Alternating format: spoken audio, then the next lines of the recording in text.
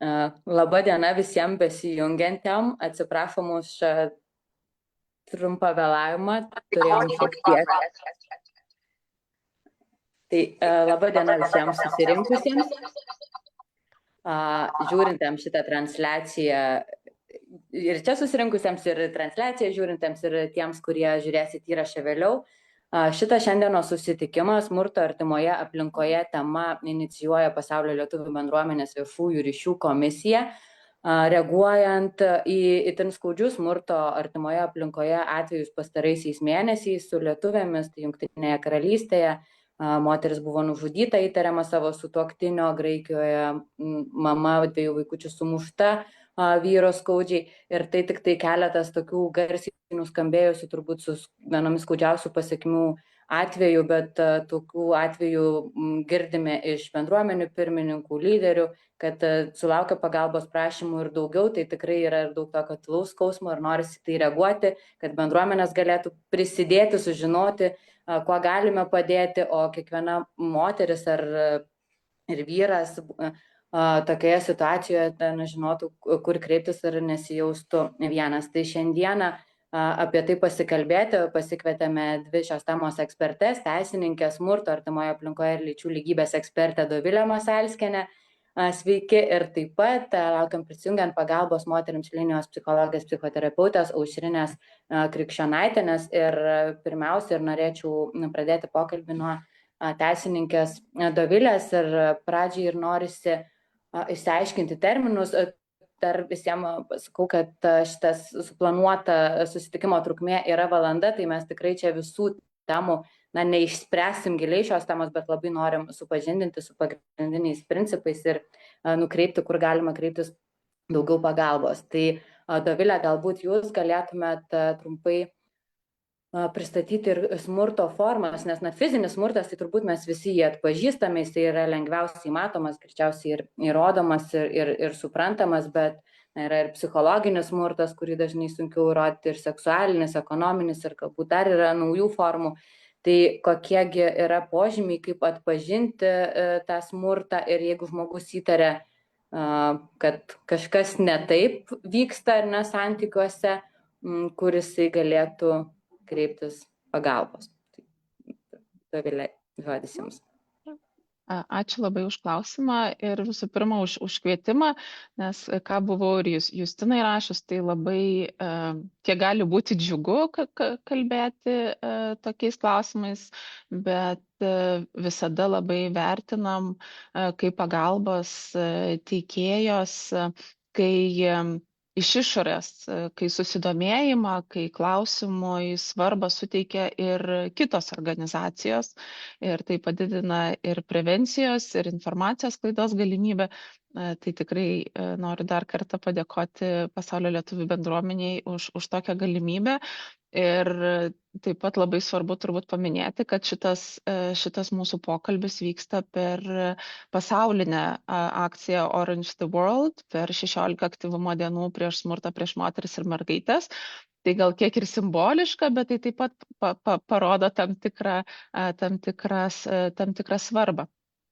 Kalbant apie smurto rūšis, tikrai jūs išvardinot tas, sakykime, pagrindinės rūšis, bet šitoje vietoje gal norėčiau atkreipti dėmesį, kad gal fizinis smurtas vis dėlto nėra iki galo toks akivaizdus, nes tikrai mes įsivaizduojam, jog tai yra smūgis, mėlynė ar ten fizinio skausmo sukėlimas, bet taip pat kaip fizinis smurtas yra traktuojama ir, pavyzdžiui, uždarimas ir neišleidimas, neleidimas judėti. Tai yra judėjimo laisvės apribojimas.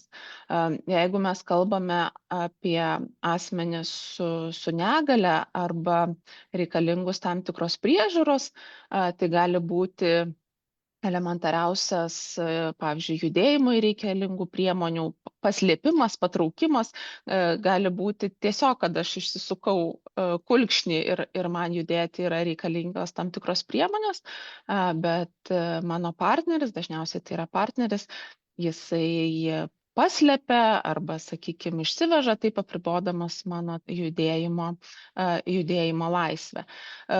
Turbūt tokia viena naujausių formų prie visų kitų, prie fizinio, prie seksualinio, prie ekonominio, prie psichologinio smurto formų, tai būtų turbūt kibernetinis smurtas. Tai su informaciniam technologijom atsirado ir daugiau įrankių ir daugiau galimybių, kaip galima kontroliuoti ir riboti asmenų laisvę, taip pat ir daryti įtaką jiems. Tai kibernetinis smurtas tai būtų, sakykime, priekabiavimas arba bauginimai, tam tikra kontrolė, kuri gali būti ir fizinė, bet pasitelkiant informacinės technologijas, skaitmeninės technologijas, interneto ryšį ir tada tą kontrolę vykdant taip. Tai gali būti per įvairias programėlės, sakykime, sekimas, kur tu esi tuo metu.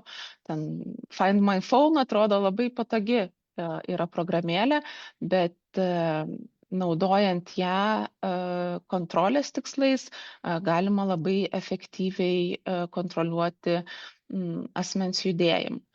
Taip pat ir įvairūs telefono ekrano sekimai, komentarų Facebook'e, gali būti netgi pasitelkiama fiktyvių paskyrų kūrimas socialiniuose tinkluose su pagrindiniu tikslu, tai yra sekti, ką veikia kitas žmogus, taip kontroliuoti jį, galimai net ir tam tikrais atvejais ir šmeižti, menkinti, žeminti, nes labai retai, kada smurtas yra labai toks apibrėžimo vadovėlio savoka, kur yra viskas aišku.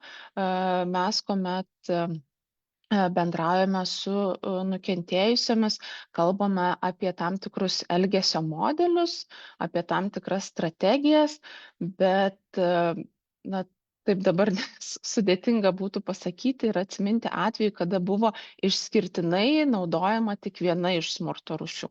Dažniausiai, kalbant apie smurtą prieš moteris, smurtą prieš mergaites, ar kaip Lietuvoje jisai apibūdinamas smurtas artimoje aplinkoje, mes kalbam apie tam tikrą kontrolę ir keletos smurto rūšių naudojimą.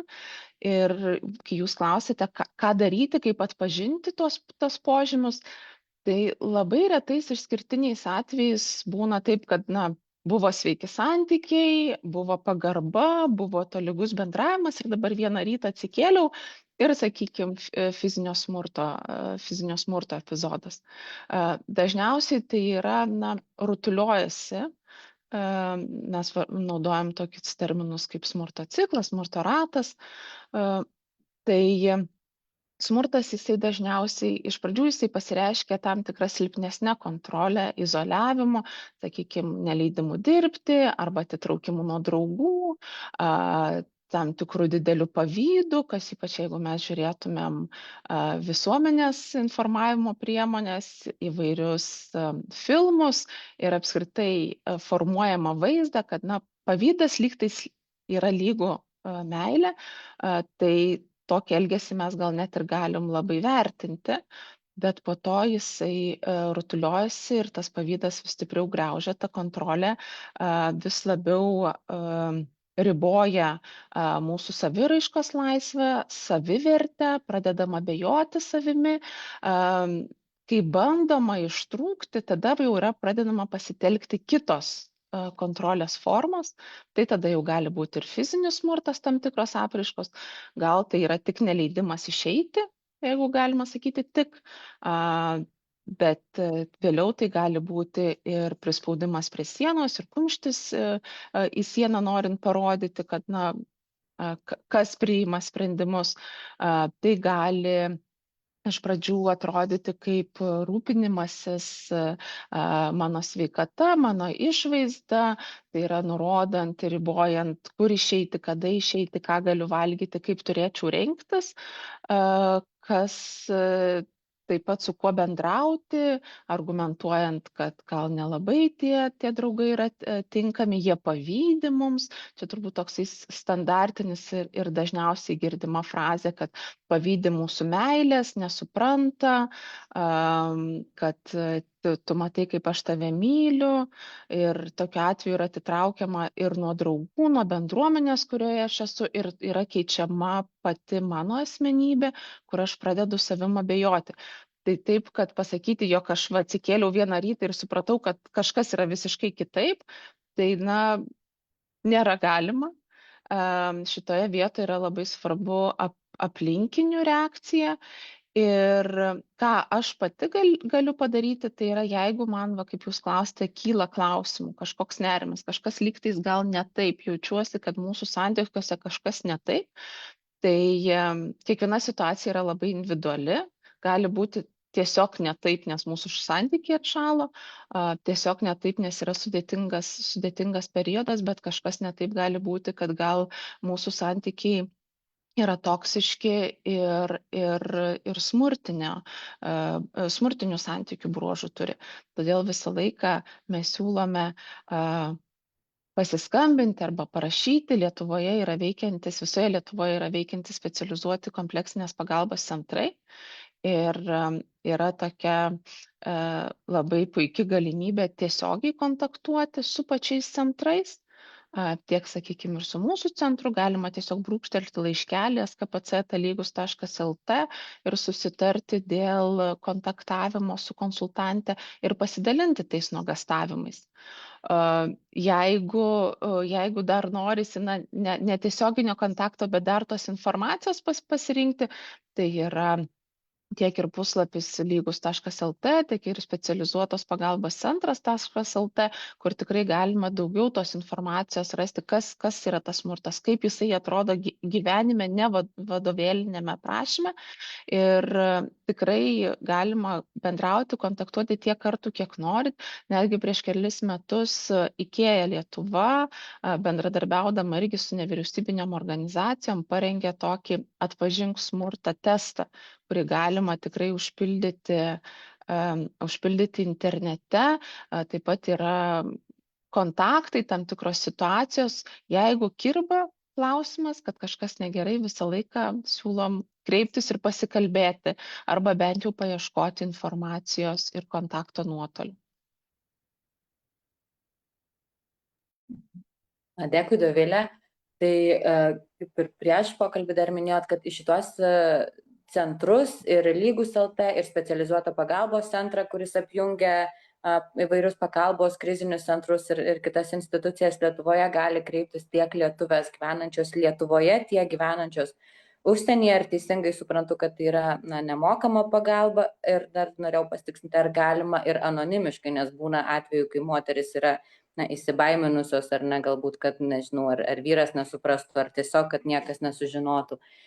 Tai visus klausimus atsakymas taip ar ne. O tai čia yra tokia pirminė galima konsultacija ir turbūt moterį jau galėtų nukreipti specialistai ten. Taip suprantu, kad tie specializuoti centrai turi ir psichologus, ir teisininkus, ir skirtingų sričių specialistus. Galėtų padėti turbūt atpažinti, ar tikrai tai yra toksiniai santykiai, ar, kaip sakė, tiesiog galbūt blogas periodas. O kur moteris galėtų kreiptis, ir turėtų čia sudėtingas klausimas, nežinau, kiek galėsit atsakyti, bet koks turėtų būti tas pirmas toks teisinis žingsnis savo šalyse, ar tai visada turi būti policija, ar ieškoti irgi nevyriausybinių organizacinių moterų krizių centrų, į bendruomenės kreiptis, gal esat bendravusi ar susidūrusi su užsienį lietuvėmis, ir ką galėtumėt trumpai rekomenduoti? Tai tikrai taip. Visų pirma, dėl specializuotos kompleksinės pagalbos centrų. Tai yra valstybės deleguota funkcija ir visa pagalba įvertinus poreikį, jinai yra nemokama. Pats pagalbos paketas, sakykime, jisai yra ribotas, nes tai yra konsultančių pagalba, tai yra psichologių ir teisininkų pagalba. Kokios tos pagalbos ribos gali skirtis nuo centrų. Sakykime, mūsų centre mes neturim galimybės atstovauti teismuose, bet tiek ir konsultuoti, tiek padėti dokumentus pačiame ir visame teisminėme procese rengti tokią galimybę yra. Ir tikrai gali kreiptis ir asmeniškai, ir visa ta pagalba, jinai yra nemokama, jinai yra anonimė, galima vadintis, aš esu anonimė, galima pasivadinti Dovilė ar Ana ir tikrai bendrauti. Mes jokių, kaip sakant, mums nereikia, kad būtų kreiptas į policiją būtinai ar kažkoks pranešimas į kitas institucijas, tai gali prasidėti viskas pirmiausia nuo pokalbio. Ir visą pagalbos procesą veda pati moteris šiuo atveju. Teisybės dėliai turėčiau pasakyti, kad pagal įstatymą apsaugos nuo smurto artimoje aplinkoje pagalba yra teikiama asmenims nukentėjusiems nuo smurto nepriklausomai nuo lyties. Tai Lietuvoje šitas įstatymas yra lyčiai neutralus. Tai didžioji dalis mūsų klienčių ir į mus besikreipiančių tai yra moteris nukentėjusios nuo savo intimaus partnerio arba buvusio partnerio arba vis dar esančiose santykiuose. Taip pat turim ir vyrų, kurie kreipiasi ir pagalbos paketas jisai yra identiškas. Tiesiog, kad didžioji dalis vyrų dažniausiai yra nukentėję nuo kitų vyrų. Tai yra brolystės, svainystės ar ten panašus tie ryšiai. Tai pagalba tikrai galima kontaktai. Kiekvienas centras turi savo, sakykime, kontaktą, kuriuo galima su juo susisiekti, bet visi siūlo tiek telefonu, tiek elektroniniu paštu.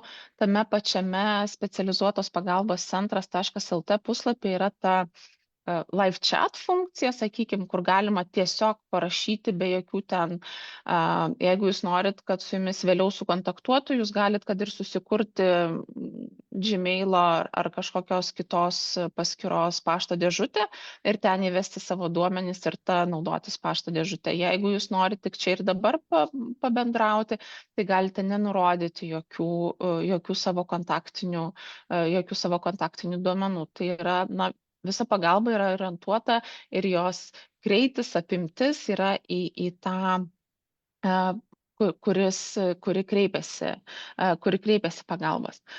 Kalbant apie situacijas kitose šalyse, tai kadangi įstatymas veikia Lietuvoje, tai sakykime, jeigu atvažiuoja, kad ir turistai vasarą ir įvyksta koks tai nors smurtinis epizodas, tai pagalba yra siūloma taip pat ir užsieniečiams, kurie tuo metu buvo Lietuvoje arba, sakykime, šiuo metu Lietuvoje gyvenantiems užsieniečiams. Taip pat atitinkamai, kaip minėjau, mes turim galimybę lietuviams ir lietuviams pasiūlyti tą pagalbą. Konkrečių bendradarbiavimo, sakykime, algoritmų su užsienio valstybėmis jų centrai neturi.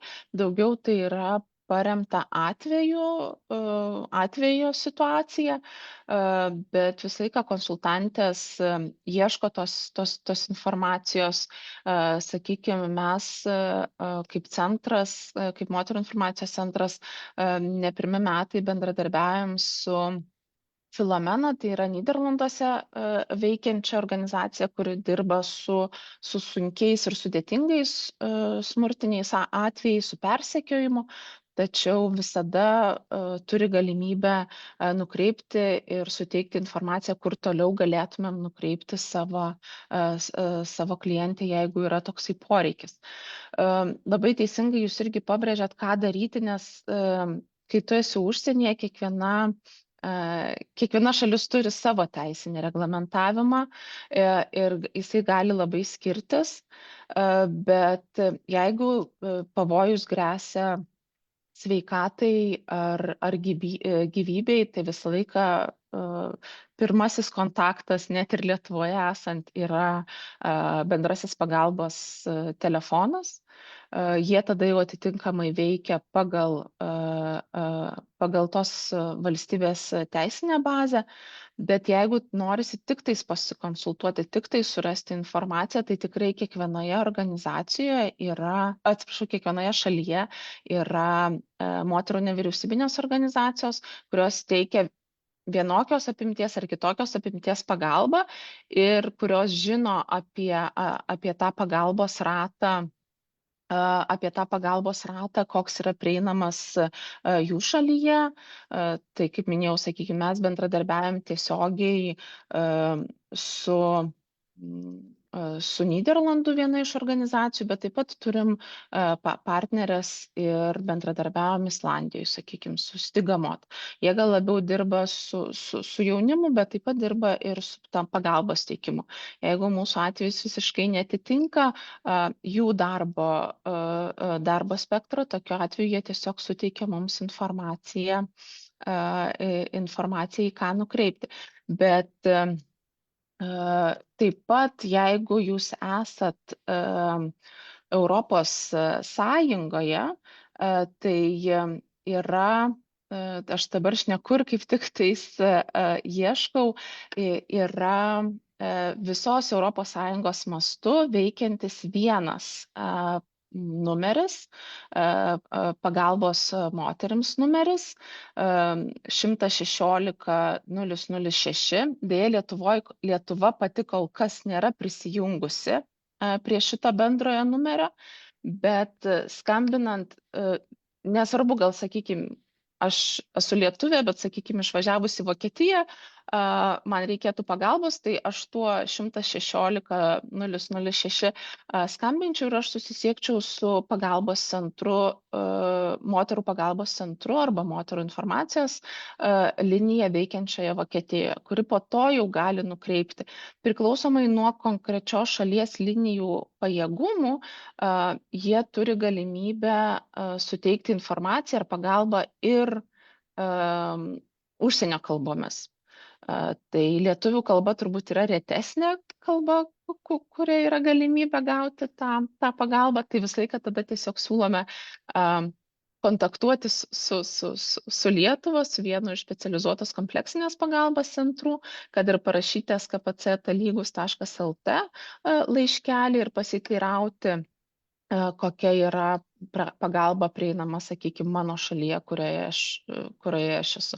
Nes tikrai toj informacinėme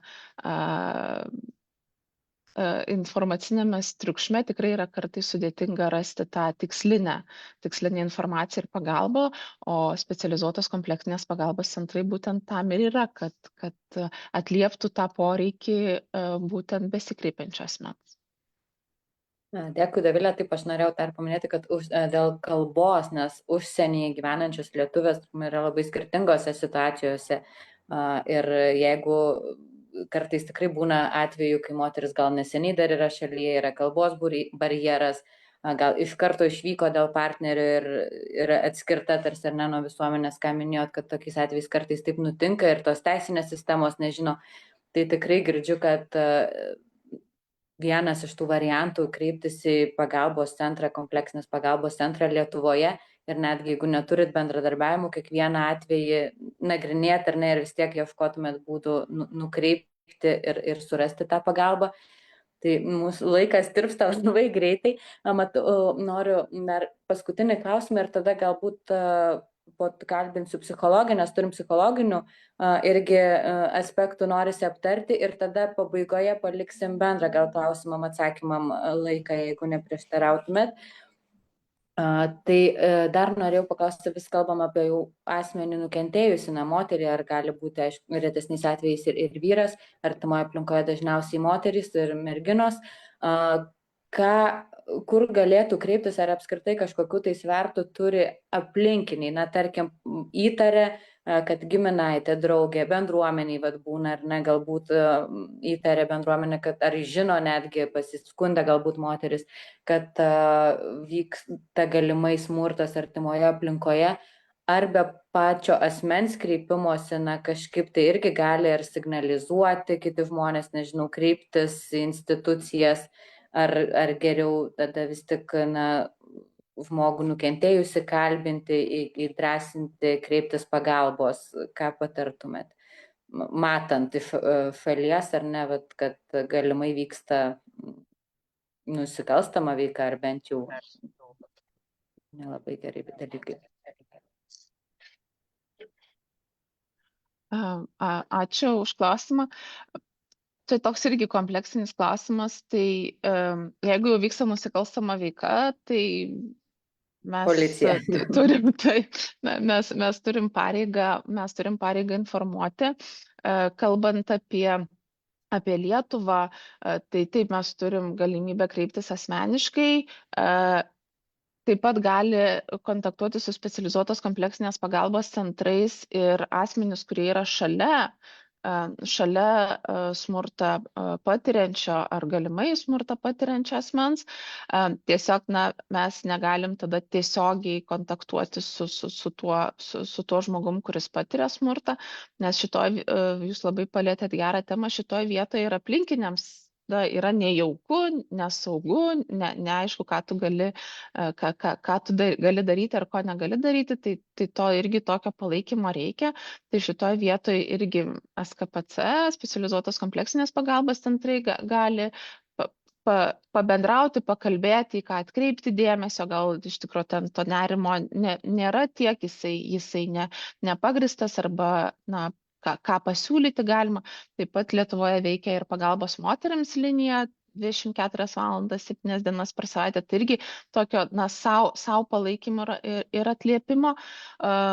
Bet šitoje vietoje turbūt ir Aušrinė kalbės truputėlį daugiau, kas šitoje vietoje yra svarbu, tai yra, jeigu aš jau kalbu ar man atrodo, tai kad gal šalia manęs esantis žmogus patiria smurtą, tai turbūt yra svarbiausia, kad saugioje erdvėje ir atvirai aš pradėčiau tą pokalbį, kur nuoširdžiai pasakyčiau, kad aš pastebėjau, kad pastaruoju metu atrodai ne kaip įprastai, ar galima apie tai pasikalbėti, ar pastebėjau kelis dalykus, dėl kurių nerimauju. Ir tikrai neskubinti to žmogaus ir būti pasiruošus, kad žmogus nenorės kalbėti, nenorės priimti tos informacijos, nenorės čia ir dabar pulti skambintis ar rašyti specializuotos kompleksinės pagalbos centrui, nevertinti ir taip pat turbūt tas, kas svarbiausia yra, turbūt neaiškinti, kaip gyventi, taip liaudiškai sakant, nes kai tu esi smurtinėse santykiuose, tavo sprendimų priėmimo teisė yra ir laisvė yra labai stipriai ribota ir tau nereikia kito žmogaus, kuris vėl tą kaip ir perimtų tą tavo ribojimą ar aiškinimą. Ir plus turbūt šitoje vietoje yra svarbu nepamiršti, kad tai nėra nepažįstamas žmogus, kuris prieš mane smurtauja. Tai yra žmogus, su kuriuo aš turėjau ar vis dar turiu svajonių, planų, plus galimai dar ir jaučiu kaltę vienokią ar kitokią, kad tokį žmogų pasirinkau. Tad šalia esančio turbūt pagrindinis tikslas tai yra perteikti tai, kad aš esu čia, aš matau, kas vyksta ir aš esu čia, jeigu tau reikia pagalbos, aš galiu padėti ieškoti, aš galiu išklausyti, bet tiesiog, kad aš esu čia.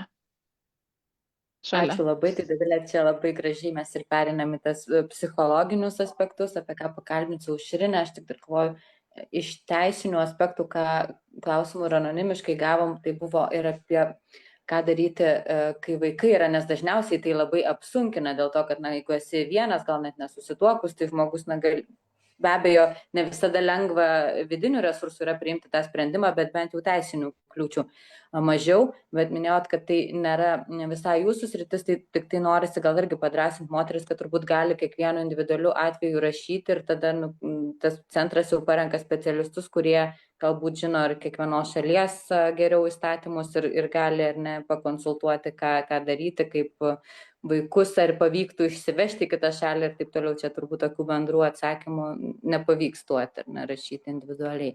Tai po to dar tikrai, kas turit klausimų, irgi galite rašyti į chatą, mačiau, galbūt keletas yra, paskui užduosiu. Dabar labai norisi pakalbinti Aušrinę. Aušrinė yra pagalbos moterims linijos psichologija, psichoterapeutė, irgi būtent dirbanti ne pirmus metus su moterimis nukentėjusiamis nuo smurto artimoje aplinkoje. Tai ačiū, kad prisijungėt, garsą atrodo jau turim, pavyko berods sutvarkyti. Ar girdit ir matot mane, nes taip, aš tai nelabai žinau, kažkaip per kitą kompiuterį, tai dabar savęs nematau, tokia irgi. Matom ir girdim, Aušrinė, tai viskas pavyko įveikti techninės kliūtis, dėl to džiaugiuosi. matom ir girdim. Tai pradžiai norėčiau paklausti, bet šiek tiek jau Dovilė užsiminė, kad moters, kuri yra smurtiniuose santykiuose, nukentėjusi nuo smurtinių santykių, ta sprendimų laisvė, pasirinkimai, na, jie yra apriboti. Tai iš tiesų, iš savo praktikos gal gali trumpai ir supažindinti, su kokiais jausmais, tais vidiniais sunkumais dažniausiai moteris susiduria ir patiriančios smurtą artimoje aplinkoje, koks tas jų santykis su savim, savivertė, ar jos linkusios pasitikėti, vat netgi ir siūlančiais pagalbą, ar ne, galbūt apskritai yra kažkoks nusivylimas aplinkiniais. Kiek čia galima apibendrinti, kokius matot pasikartojančius galbūt dalykus, ar ne, dirbdama? Na, iš tikrųjų, jeigu moteris ilgai gyvena smurtiniuose santykiuose, tai jinai patiria tokią psichologinę traumą ir dažniausiai specialistai tai prilygina potrauminio streso sutrikimai, kur yra daug tokių neigiamų jausmų, iš kurių išeiti be specialistų pagalbos yra pakankamai sunku. Bet galbūt labiausiai tai norėčiau pradėti nuo pradžių, ne, kad kartais mes galvojame, kad tik tam tikros rūšies moteris patiria smurtą. Tai noriu pasakyti, kad turbūt kiekviena iš mūsų esame susidūrę su tuo reiškiniu ir esame pajutę, kai moteris dėl savo lyties ar dėl kažkokių tai savybių yra žeminama ir kažkaip tai diskriminuojama. Tai tos socialinės nuostatos dažniausiai suveda į porą tokius žmonės, kur yra labai išreikštos. Kokia turi būti moteris, koks turi būti vyras ir dažniausiai jau pačioj santykių pradžioje moteris sako, kad tas partneris, kuris rodė jai dėmesį ir su kuriuo įėjo į tos smurtinius santykius, dažniausiai pradžioje rodo labai labai daug dėmesio, žada būti labai labai geras, užtikrinti visus poreikius, dažniausiai tą moterį dievina, kol jie įeina. Nors dažniausiai moteris ir sako, kad jau pačioj santykių pradžioje jos pastebėdavo, kad yra kartais toks posakis, ne, kad man kažkokių tai gerų berniukų nereikia, aš norėjau vyro, už kurio jausčiausi kaip už sienos, tokio stipraus, vyriško, pasitikinčio savim, kuris galbūt priiminėtų sprendimus. Ir dažnai moteris pastebi, kad ir santykių pradžioje būdavo tokių situacijų, kai tie vyrai kažkaip nepagarbiai elgdavosi galbūt su savo mama, su kažkokiom kitom aplinkinėm moterim ir ilgainiui, vystantis santykis, kai tas vyras pastebi, kad moteris tampa nuo jo priklausoma, kas natūralu, mes santykiuose dažnai būnam vienas nuo kito priklausomas, prasideda toksai kažkoks įžeidinėjimas, žeminimas, jisai stengiasi savo savivertę pakelti kito sąskaitą, būtent žemindamas kitą. Ir dažniausiai tiek smurtautojas, tiek tie abudu žmonės, kurie įeina į tokius santykius, jie abudu turi pakankamai žemą savivertę. Ir ta prasideda santykiuose tokia kova ir tokia dinamika, kur minėjo, kad ir smurto ratas, tie santykiai tampa tokie iškreipti. Ir kuo ilgiau moteris lieka tokiuose santykiuose, arba jeigu pora kažkaip tai nesprendžia tų bendravimų problemų, tai dažniausiai tai veikia kaip trauma. Tai tikrai kuo toliau, tuo sunkiau yra palikti. Todėl labai skatinu jaunas merginas, ar kurios įsivaizduoju, kad ypač gyvenančios užsienyje, kai galbūt nėra ir tos tokios daugiau paramos, tai nėra su kuo ir pasikalbėti, tai tikrai skatinu, jeigu jaučiu, kad santykiuose kažkas netenkina ir jeigu nuolat esu žeminama, įžeidinėjama, man kažko tai neleidžiama, jaučiu, kad turiu nuolat prisitaikinti, mano poreikių yra nepaisoma, tai jau yra tie ženklai ir kai viduje kyla didžiulis nerimas, nepasitenkinimas, pyktis, kurio bijau parodyti, esu tokia gera mergaitė, tikiuosi, kad viskas susitvarkys, jeigu aš dar tik tai ir pasistengsiu, kad jeigu labai mylėsiu ir stengsiuosi, tai viskas kažkaip tai susitaikys. Tai yra tokie jausmai, kur verčia susimastyti, kad kažkas su manim yra negerai tuose santykiuose, ne? Ir dažnai būna, kad tie priekabiai vystantis santykiai ir moteriai tampa labiau priklausomai, ane, tai jis dažnėja, didėja kontrolė, didėja, kad partneris siekia kontroliuoti, apriboja pažįstamų ratą, apriboja bendravimą su artimaisiais, draugais, kartais net neleidžia dirbti, vat ką ir Dovilė minėjo, ir tie jausmai yra labai intensyvūs, atsiranda toksai visiškas bejėgiškumo jausmas, kad aš visiškai nebegaliu priimti jokių sprendimų, kad aš visiškai esu priklausoma nuo vyro, jis vienintelis tas, su kuriuo aš turiu tik tai bendravimą, jeigu tai yra apribotas labai bendravimas, savivertė labai labai krenta. Na ir iš tikrųjų su tais jausmais tvarkytis yra pakankamai sunku, nes tiesiog tas gyvenimas yra tik tai per tą partnerį. Tai vat, sudėtingi tokie reiškiniai ir specialistai kartais, vat, jeigu ilgai gyvenu tuose smurtiniuose santykiuose, kaip sakiau, prilygina netgi karo aukom, ane, tos moteris, kurios nuolat santykiuose patiria smurtą ir kuo jis ilgiau tęsiasi, tuo labiau žaloja. Ypač jeigu vaikai auga tokioje aplinkoje, tai jie irgi nuolat mato, kaip elgiasi tėtis, kaip elgiasi mama, jie perima tą bendravimo modelį. Tai jeigu moterį, tai kažkaip tai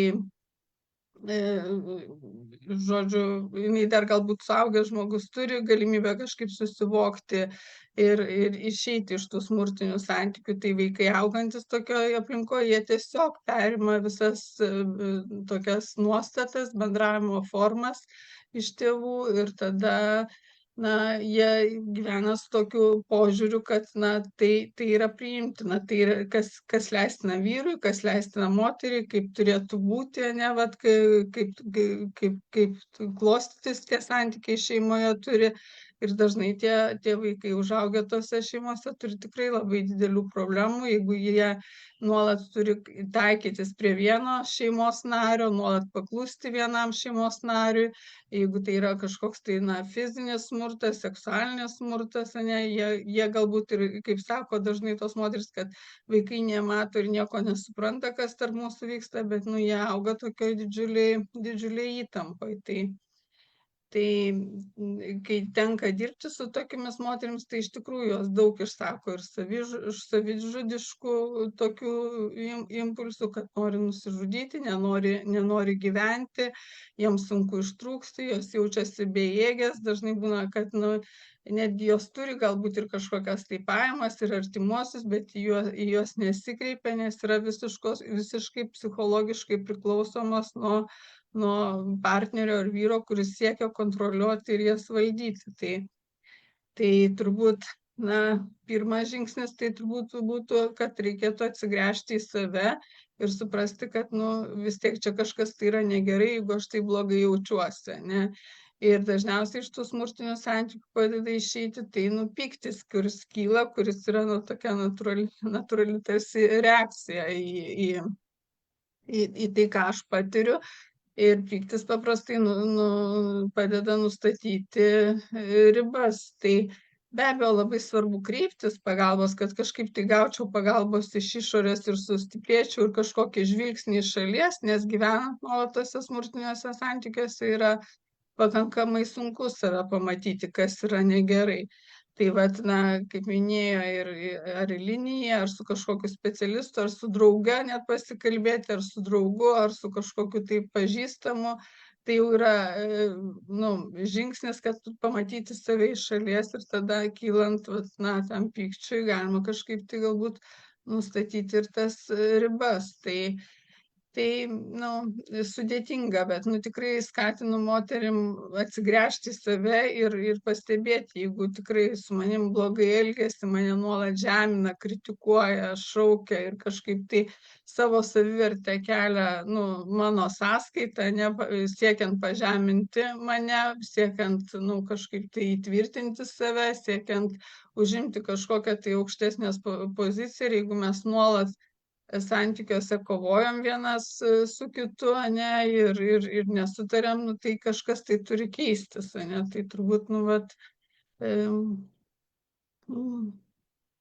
Ačiū, Aušrinė, man atrodo tikrai labai geras aspektą paminėjot, kad tikrai nei viena iš mūsų nesam nuo to apsaugotos ir gal kažkokiam savo gyvenimo etape, tai tikrai kiekviena turbūt esam girdėję bent vieną įžeidimą ar ne kažkokį tai epizodą ir kad tikrai tas smurtas artimoje aplinkoje nėra galimas priskirti vienai kategorijai, socialiniai klasiai ar panašiai. Tikrai netgi, kiek man teko girdėti istorijų, tai kuo labiau išsilavinę žmonės dar subtilesnės tos smurto formos ir dar labiau paslėptos, tai tikrai dėl to ir norisi apie tai kalbėti garsiai, kad gali paliesti tikrai kiekvieną žmogų vienaip ar kitaip, ar galima atsidurti šalia to. Labai gera mintis tą pyktį man taip įsiminė panaudoti kaip impulsą pokyčiui, kaip impulsą atsispirti iš tos padėties, kuri netenkina, supykti ir imtis keisti ir situaciją ir dėl savęs, ir dėl vaikų. Minėt, kad labai svarbu kreiptis pagalbos, tas žvilgsnis iš šalies, tas turbūt beveik akivaizdu, kaip pasakėt, visas tas pasiekmes, ypač ilgalaikio smurto, kurios tikrai skaudžios, sudėtingos ir vis gilėja, turbūt neišeinant iš tų santykių.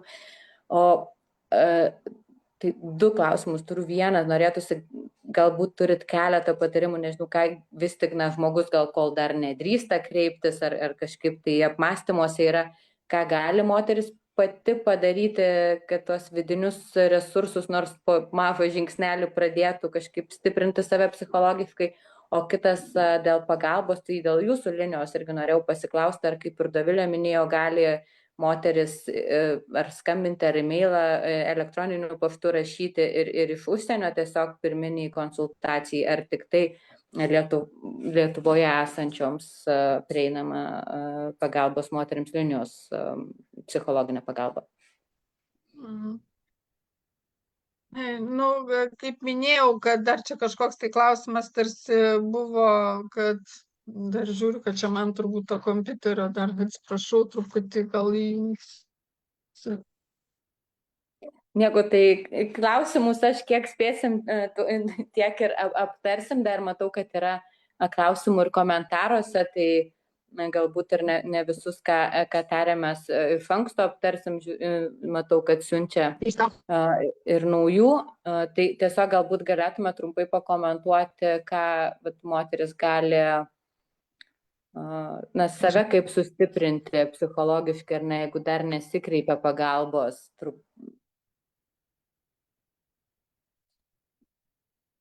Ar turim Aušrinę, ar Aušrinė pradingo? Jeigu Aušrinė atsijungia, kažkokios įvyko techninės kliūtis, tai aš gal tada pereiname prie, bent jau laikinai, prie klausimų atsakymų sesijos ir galbūt Dovilė galėsit atsakyti keletą iš jų, galbūt tarp prisijungusių bus ar bendruomenių atstovų, ar dirbusių ir kažkas turėsit savo įžvalgų į klausimą ir norėsit prisijungti, tai irgi drąsiai kelkit ranką ir įtrauksim į diskusiją, nes, nežinau, Aušrinę puikiai girdėjom, bet dėja nutinka įvairiausių techninių dalykų ryšio. Tai iš anksto viena moteris dalinasi klausimu, kaip apsiginti gyvenančiom užsienyje, kai nesi išklausoma, kai žmonės žino aplinkui tavo situaciją, bet sako, nenoriu kištis, nieko nemačiau, žinau tik iš tavo pasakojimo, kaip aš galiu liudyti. Ir tai iš lietuvių pusės, į kuriuos kreipiausi, patarė, kur kreiptis, bet iš tikrųjų esi vieniša, pilna baimės už save ir už vaikus. Kai eini ir kauniesi su žmonėmis, kurie yra korumpuoti, o aplinkui dauguma žmonių tai yra žiūrovai, dingsta arba amnezija iš savo gyvenimo istorijos. Tai tokia liūdna istorija dalinasi, čia nežinau, kiek teisiškai galima pakomentuoti, ar ne, tikrai, kad rodo turbūt tą situaciją, kad žmonės bijo kištis, nedrįsta, dažnai ypač tas, kai smurtas gatvėje, tai kviečiam policiją arba bandom išskirti, kai smurtas šeimoje aplinkoje, tarsi čia kažkokia tai santykių drama. Tai iš tiesų turbūt sutinka. Aušrinė, grįžot, buvot.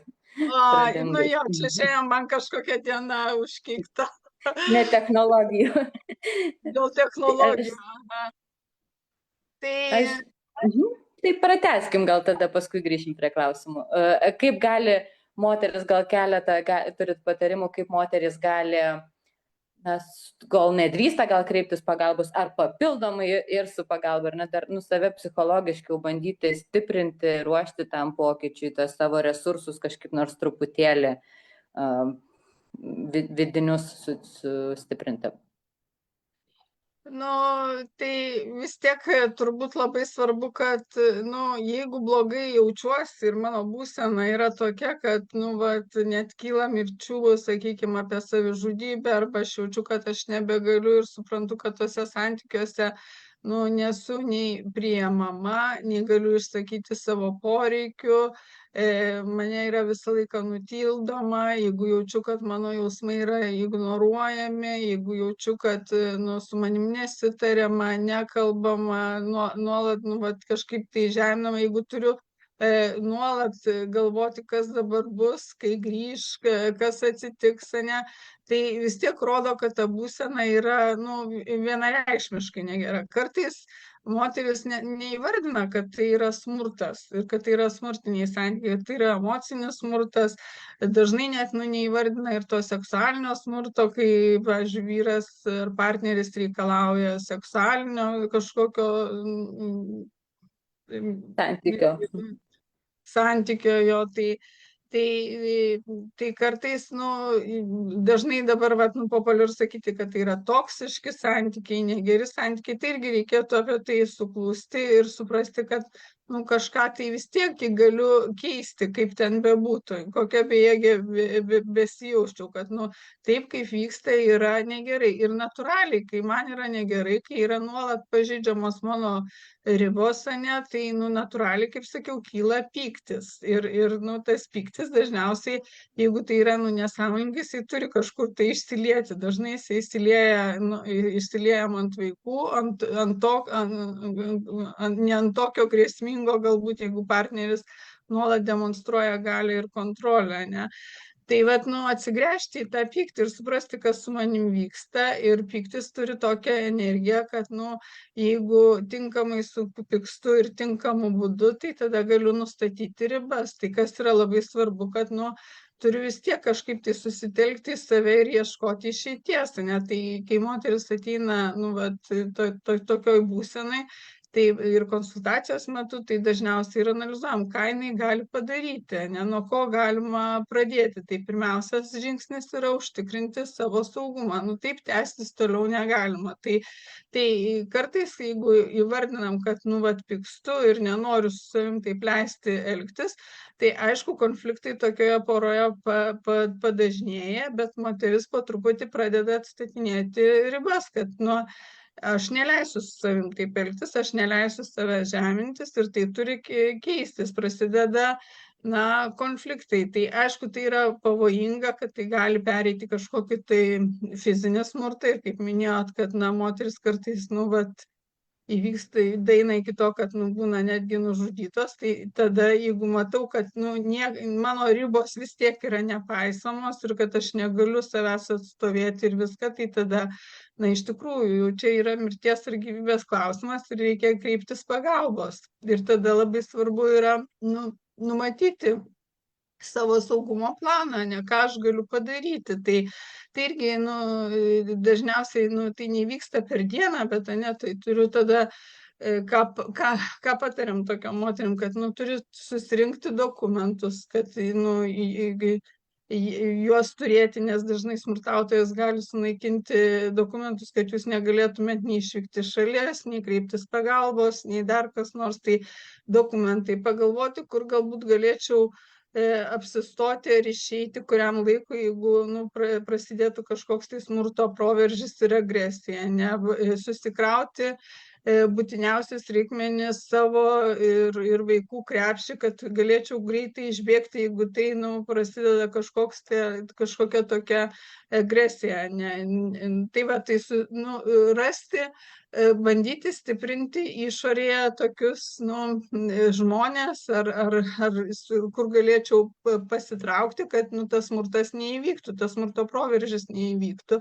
Ir tada vis tiek reikia ieškoti dažniausiai kažkokios tai išeities, tai vis tiek kreiptis pagalbos, nes turiu atsitraukti, kad pamatyčiau tą situaciją iš šalies. Dažnai mes, kai būname arti vienas kito, tai nematom tos savo situacijos.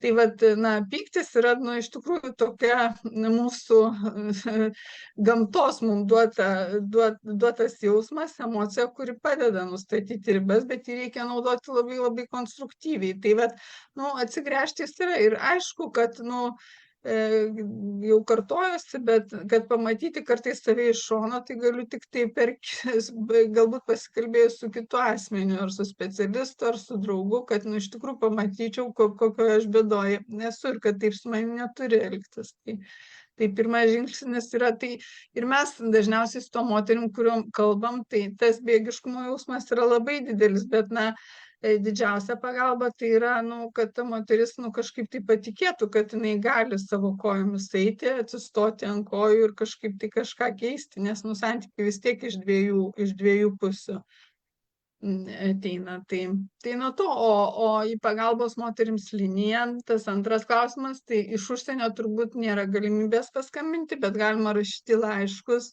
galima čiatai veikia nuo 2 iki 22 valandos, tai galima parašyti tiesiog žinutėmis pasikalbėti su konsultantu. Kaip minėjo Dovilė, tai veikia tie Lietuvoje specializuotos pagalbos centrai, kur irgi turbūt galima parašyti ir kreiptis ir gauti tam tikras instrukcijas, kaip galėčiau užtikrinti tą savo saugumą ir nuo ko galėčiau pradėti, nuo kokių mažų žingsnelių. Ir ta pagalba yra visiškai anoniminė, konfidenciali. Ir kas dar labai svarbu suprasti, kad daug moterų patiria tokius santykius. Ir nuo mūsų visų priklauso, kaip mes paremiam vieną kitą ir kaip mes pastebim, kaip mes atpažįstam ir kaip padedam kažkaip tai judėti toliau. Nes, kaip sakau, kartais tas smurtas atrodo toks nematomas, bet jisai prilyginamas yra karo aukom, įkalinimui tokiam, kaip sako, dažnai moteris tą sako, kad kartais nieko netrūksta, esu kaip auksinėme narvelyje įkalinta, bet neturiu visiškai veikimo laisvės. Ačiū, Aušrine, tai tikrai, man atrodo, kad nurodėm, kas klauso, kas galbūt ar yra smurtiniuose santykiuose ar pažįsta kažką, tai tų pagalbos būdų, kur Lietuvoje kreiptis. Ir tikrai labai, man atrodo, padrąsina moteris, kad yra ir anonimiška, ir konfidencialu, ir nemokama, tai ta pagalba yra prieinama. Matau, kad mūsų valanda beveik išseko, bet mes šiek tiek vėlavom, tai aš labai noriu skirti laiko ir klausimam iš auditorijos. Ir prieš einant prie apibendrinimo, tai kol buvo Aušrine truputį atsijungusi, čia vieną klausimą pakartosiu, dalinosi moteris istoriją savo, kad kaip apsiginti gyvenančiam užsienį, kai nesišklausoma, žmonės aplinkui žino situaciją, bet nenori kišti, sako, nieko nemačiau, žinau tik iš tavo pasakojimo, negaliu liudyti, dingsta, tai moteris tos jaučiasi vienišos. Ar ne, taip pat dar viena moteris dalinasi, sveiki, su dukrytė gimusi Italijoje, kurios tėvas italas, esame išsikėlusios gyventi į Lietuvą jau 7 mėnesius. Jis priklausomas lošėjas ir piktas žmogus, jam dukros nereikia, nenori matyti, bendrauti, bet manipuliuoja manimi, kad pasiimsiu iš tavęs, kada norėsiu. Tai čia toks grasinimų turbūt moteris ir išėjusios iš tų smurtinių santykių neretai sulaukia ir gyvena, rašo, kad gyvena baimėje. Taip pat čia dar apie vaikus, tai mes jau minėjom, irgi klausė, ar normalu, kad neišleidžia vaiko su mama aplankyti giminių į Lietuvą, partneris užsienietis, tai kaip pats vyksta. Tai greičiausiai čia turbūt reikėtų kiekvienu atveju konsultuotis, ar ne, kaip sakėm, tokio, ne, bet dar kartą gal ir galim pakartoti, yra Lygus LT, yra specializuotos pagalbos centras, tai CLT, nes įvedus į Google specializuotas kompleksinės pagalbos centras, tikrai parodys, yra moterų informacijos centras, yra pagalbos moteriams linija, tai ten tikrai dirba daug specialistų ir jūs nukreips. Ir dar man labai norisi vieną klausimą paliesti, čia irgi matau, kad irgi klausia, kaip padėti asmeniui, kuris pasako, kad namuose patiria psichologinį smurtą, kas turi įvykti, kad būtų galima jau kreiptis į atitinkamas įstaigas dėl psichologinio smurto. Tai ką mini moteris, kad jaučiasi vienišos, tai iš tiesų, kaip galbūt ar galima, kaip tą pagalbą šiek tiek Dovilė užsiminė, gal jūs, Aušrine, dar turėsit įžvalgų, pasiūlyti pagalbą, ar ne, kuo čia gali, užsienį ypač gyvenant, tai gal ir lietuvių bendruomenės, grupelės, matant, kad moteris bėdoje, kaip tą pokalbį pradėti ir kaip pasiūlyti pagalbą, ir kokią gali galbūt tas saugus būstas pabūti, ar čia teisinių gali būti niuansų, aš nežinau, ar ne, ką galim padaryti, kai norim padėti, bet nežinom kaip, galbūt nedrįstam. Man iš mano pusės, tai man atrodo labai svarbu tiesiog užmegzti ryšį ir pradėti pokalbį, kad moteris bent jau, aišku, kad turbūt jinai iš pirmo karto galbūt ir sunku būtų palikti, išsiskirti ir visa kita, tai irgi yra procesas. Bet, jeigu jaučiam, kad kažkas tai negerai, tai turbūt vis tiek, tos moteris ieško vienokios ar kitokios pagalbos, tai užmegzti ryšį ir kartais, įvardinti, kad tai yra emocinis smurtas, psichologinis smurtas, arba netgi ir fizinis smurtas, arba, kaip moteris sako, kad, jeigu ir pabėgu ir išsiskiriu, tai tas smurtas persikelia į viešą erdvę, tas irgi labai dažnai stebima, kad tie partneriai ir toliau grasina ir persekioja ir visa kita, ir kad tai nėra paprasta, bet visom mums reikia tokio palaikymo ir išklausimo ir tokio pastiprinimo, kad aš esu tavo pusėje, įvardinti ir kad vis tiek tie santykiai vienaip ar kitaip gali pasikeisti, ne? Tai dažniausiai tie vyrai tikrai yra atsiskyrus, jie grasina, persekioja, nes jiem lygiai taip pat be tos aukos yra sunku gyventi, nes jie neturi kam savo galios daugiau kam demonstruoti, tik tai tam artimiausiam partneriui. Tai sudėtinga yra, bet, kaip sakyt, vis tiek moteris išeina iš tų santykių, ne, ir sukuria kitas šeimas. Aišku, tie likučiai galbūt lieka, bet mums tenka susidurti su tokiais žmonėmis, kuriem reikia nuolat brėžti ribas ir nuolat, tada padeda ir teisiniai tie dalykai, ką ir Dovilė kalbėjo, kad yra tam tikros teisinės formos, ne, ką galiu ar negaliu, o kad tų manipulacijų vaikais yra labai daug, tai irgi tos situacijos labai skausmingos, ir tada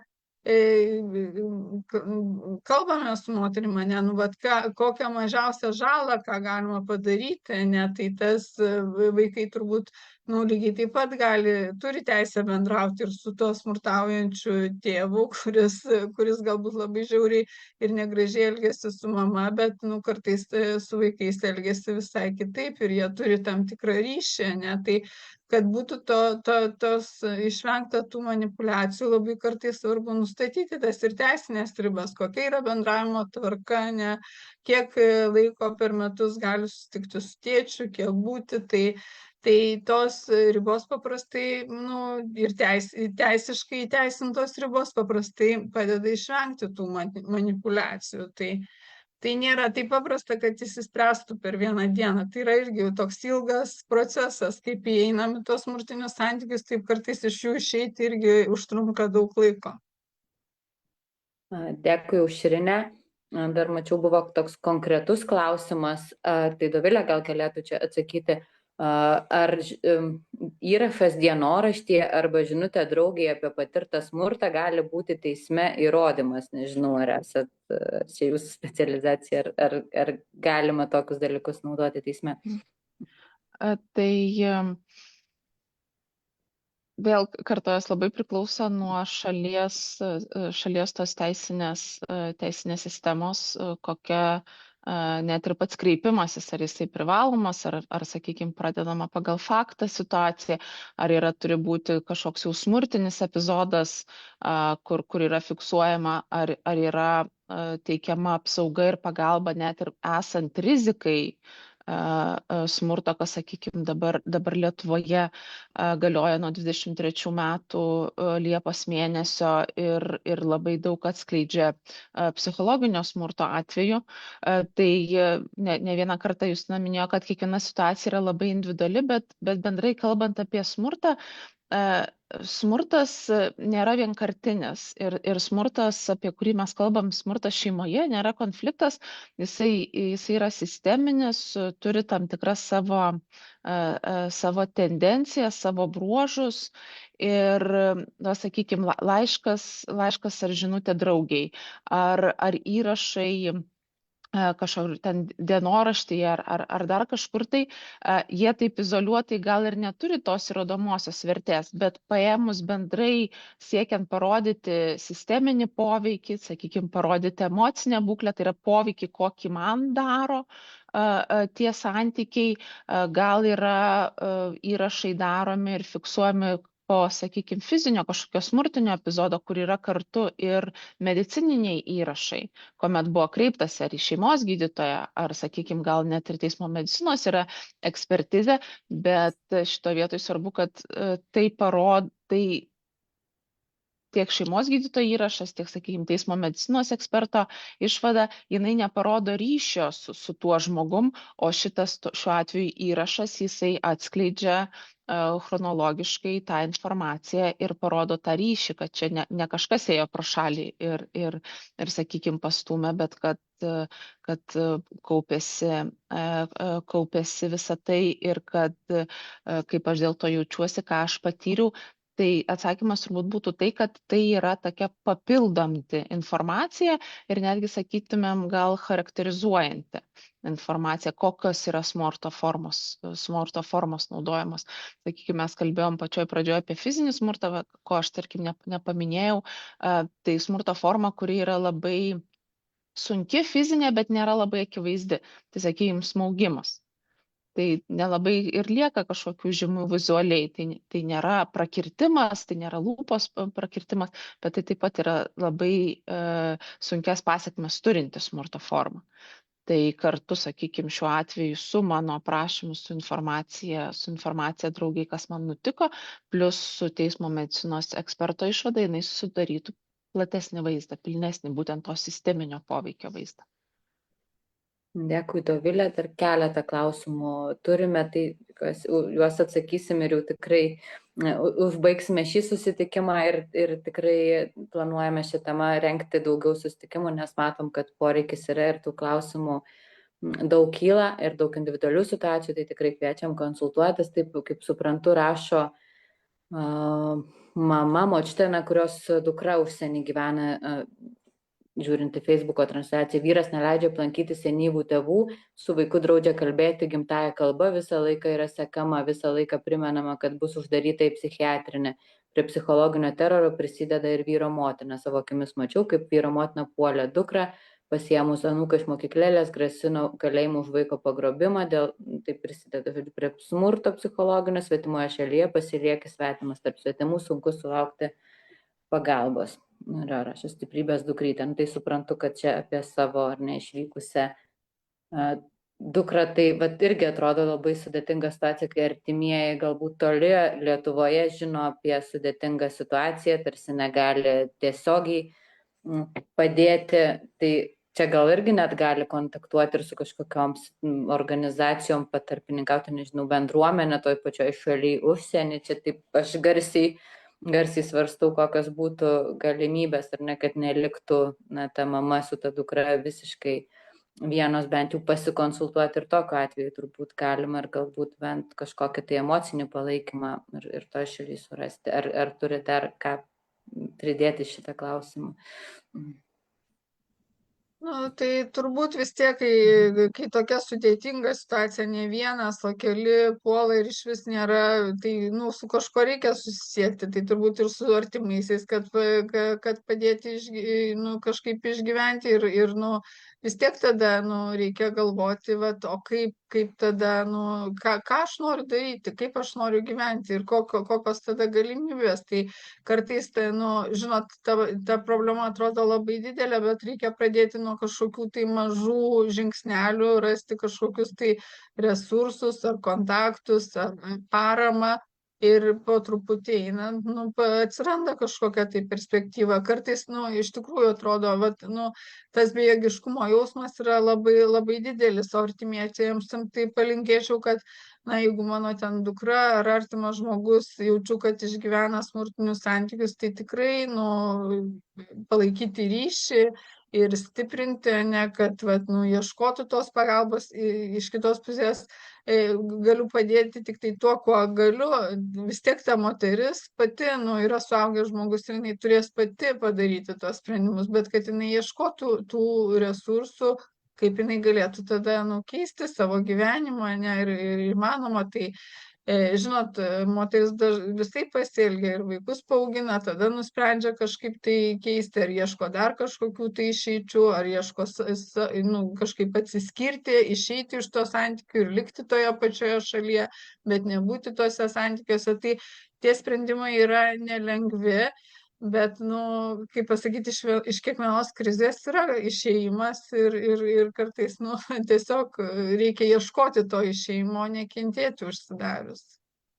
Pirmą žingsnį padarius, ar ne, ir pagalba po truputį ateina. Ir paskutinis klausimas į chatą atsiųstas, aš gal viso neskaitysiu ilgas, bet esmė, man atrodo, labai tinkama apibendrinti mūsų šios dienos pokalbį.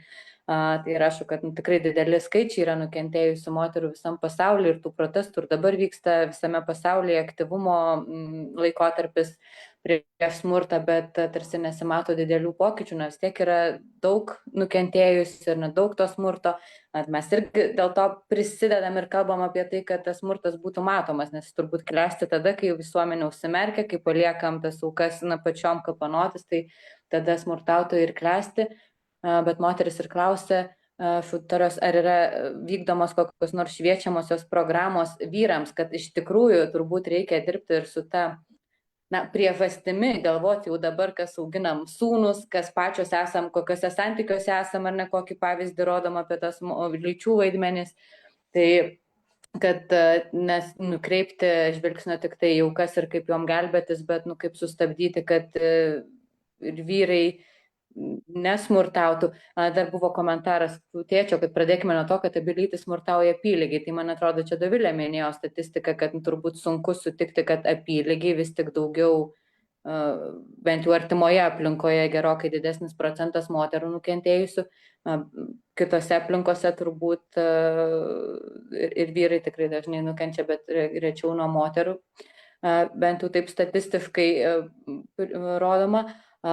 Tai ar vykdomos, gal tada ir baigsiu tuo klausimu, kažkokios, gal teko susidurti, ar ne, programos ir nukreiptos į berniukus ir vyrus šią temą? Ar neteko susidurti? Tai yra smurto keitimo programos ir dažnai, Lietuvoje, kiek žinau, kad net probacija siūlo, jeigu žmogus yra linkęs į kažkokius tai nusikaltimus, arba į tą smurto artimoje aplinkoje. Tai yra smurtinio elgesio keitimo programos, bet reikia tokio sąmoningumo, kad aš noriu ir aš savo praktikoje tikrai esu turėjusi, kad ir patys, nes tie smurtautojai ar vyrai, tai jie irgi dažniausiai yra tas smurtas perduodamas dažniausiai iš kartos į kartą. Jie yra tam tikro elgesio irgi kaip ir aukos, kur jų nuostatos susiformavę, ir tai yra irgi toks sudėtingas reiškinys, ir kartais tie vyrai iš tikrųjų nori pakeisti tą savo elgesį ir ieško pagalbos, ypatingai kai prasideda skyrybos, netenka santykių, netenka visko, tai to sąmoningumo trūksta. Tai be abejo, kad čia į santykius sueinama iš abiejų pusių, ne? Tai tų programų atsiranda ne tik aukom, bet ir tiem smurtautojams, nes vyram kaip ir labiau priimtina visuomeniai, kad jie stiprus, rodyti savo agresiją, ne, rodyti, ir kai ta agresija nuolat ant artimų išlieja, tai jie irgi dėl to dažnai net ir patys kenčia ir sako, aš čia kažkaip, nu, vat, nesusivaldau, ne, tai, vat, tai tų programų, man atrodo, trūksta, tik tai tiek, kad, nu, vyrai vis tiek yra mažiau linkę ieškoti pagalbos negu moteris. Dėkui, Aušrine, tai čia ir tos elgesio keitimo programos, jau taip suprantu, kad vis tiek jau su pasiekmėm dirbam, jau kaip po smurto atveju, ar ne, kai nori keistis, tai man atrodo, atsakau, ir norisi pasiūlyti kiekvienai ir kiekvienam žiūrinčiam būti tuo pavyzdžiu, būti ta programa savo kasdienybėje, kad mes rodytumėm vaikam, berniukam ir mergaitėm, ar ne, kas yra pagarbų santykiai, kokios yra ribos, kaip galima leisti su savimi elgtis, kaip negalima ir turbūt per kiekvieną kartą, kad to mažėtų, nes tikrai perduodama iš kartos į kartą ir drąsiai norisi labai įkvėpti, padrąsinti, tikiuosi, kad šitas sutikimas prie to prisidės, kreiptis pagalbos, ar anoniminės, ar jau kažkokios, ar ne, teisinės, psichologinės, ar pradžiai bendruomenės, o mums visoms bendruomenėms matyti aplinką, stebėti, išdrįsti pradėti tuos pokalbius be smerkimo, tiesiog su tuo, tiesiog turbūt ir pripažinti, kad noriu tau padėti, nežinau kaip, ar ne, galbūt galim kažką nuveikti kartu. Tai ačiū labai, kad skiriat savo laiko, atsiprašau, šiek tiek užtrukom truputėlį, tikrai ta tema platesnė negu galima į valandą sutalpinti. Išsaugosim įrašą, kad žiūrėsit vėliau, tai irgi dar galbūt net į komentarus įdėsim tas naudingas nuorodas, ką minėjot, kur galima kreiptis pagalbos. Ir su Pasaulio lietuvių bendruomenė tikrai stengsime inicijuoti ir kitais metais su specialistais, turbūt arba pagal šalis, gal net būtų tikslinga atskirus pokalbius. Tai dėkui visoms prisijungusiams, sėkmės ir gyventi ramybėje, taikoje ir kad to smurto būtų kuo mažiau. Ačiū, kad kvietėte. Ačiū.